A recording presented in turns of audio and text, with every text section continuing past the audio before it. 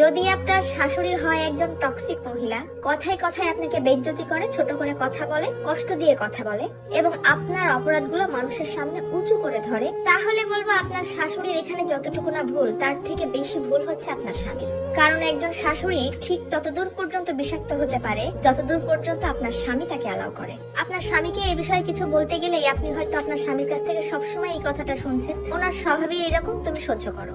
আমি কিছু বলতে গেলে বাড়ির পরিবেশটা নষ্ট হয়ে যাবে। তাহলে সরি টু সে ভাই, আপনার বাড়ির পরিবেশ অলরেডি খারাপ হয়ে গেছে। আপনি আপনার স্ত্রীকে সবসময় দুঃখী দেখছেন, ডিপ্রেশনে দেখছেন, এবং এটার একটা প্রভাব আপনার দাম্পত্য জীবন এমনকি আপনার সন্তানের উপরেও পড়ছে, এবং যেটাতে কোনো পদক্ষেপ না নিয়ে আপনি সমর্থনও করছেন।